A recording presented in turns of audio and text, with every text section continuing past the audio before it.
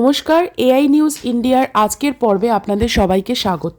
আমাদের আজকের পর্বে আমরা পশ্চিমবঙ্গের ভোটার তালিকা সংশোধন এবং এসআইআর শুনানি নিয়ে একটা পূর্ণাঙ্গ আলোচনাতে আসব। পশ্চিমবঙ্গের ভোটার তালিকা সংশোধনের কাজ এখন কিন্তু চূড়ান্ত পর্যায়ে। খসড়া তালিকা প্রকাশের পর রাজ্য জুড়ে শুরু হয়েছে স্পেশাল ইনফরমেশন রিপোর্ট মানে এসআইআর।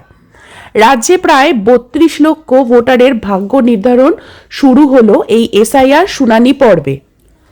৩২ লক্ষ ভোটারের ভবিষ্যৎ রাজ্যের নির্বাচনী ইতিহাসে একটা বিশাল কর্মযজ্ঞ। খসড়া ভোটার তালিকা প্রকাশের পর দেখা গেছে প্রায় ৩২ লক্ষ ভোটার নন ম্যাপিং পর্যায়ে রয়েছেন, অর্থাৎ এদের সেলফ ম্যাপিং বা প্রোজিনি ম্যাপিং সম্পন্ন হয়নি।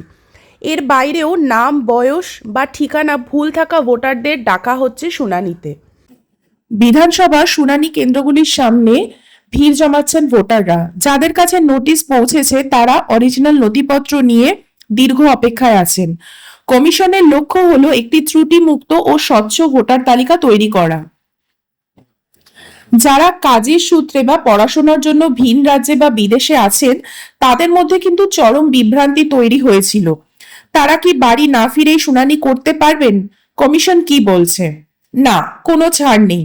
কমিশন স্পষ্ট জানিয়েছে শুনানির সময় সংশ্লিষ্ট ভোটারকে সশরীরে উপস্থিত থাকতে হবে। পরিবারের কেউ গিয়ে বা ভিডিও কলিং এর মাধ্যমে এই প্রক্রিয়া কিন্তু সম্পন্ন করা যাবে না। অনেক ক্ষেত্রেই দেখা যাচ্ছে পরিবারের লোক ফর্ম জমা দিলেও শুনানির সময় আধিকারিকরা লাইভ ফটো ও সশরীরে যাচাইকরণ করছেন। যদি কেউ উপস্থিত না হন তবে তার নাম অ্যাবসেন্ট হিসেবে চিহ্নিত হয়ে তালিকা থেকে বাদ যেতে পারে। তবে ভয় নেই, পরে ৬ নম্বর ফর্মের মাধ্যমে পুনরায় নাম তোলার সুযোগ থাকবে। নির্বাচন কমিশন বিএলওদের ব্যবহারের জন্য অ্যাপে নতুন একটা কলাম যুক্ত করেছে।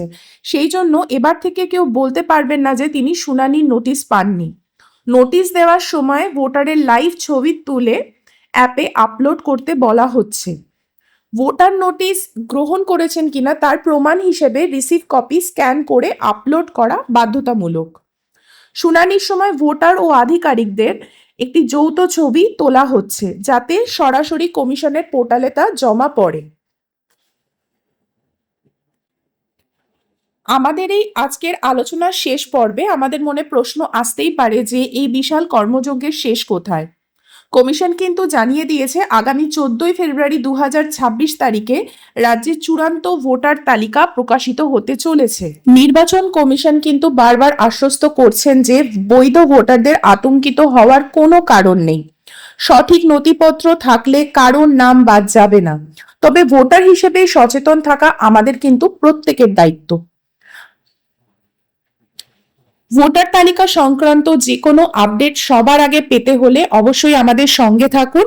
আমি আজকের আলোচনা পর্ব এখানেই শেষ করছি। আমি আমার আজকের পর্ব এখানেই সমাপ্ত করছি। খুব শীঘ্রই আমরা আরও গুরুত্বপূর্ণ বিষয় নিয়ে আলোচনাতে আসছি।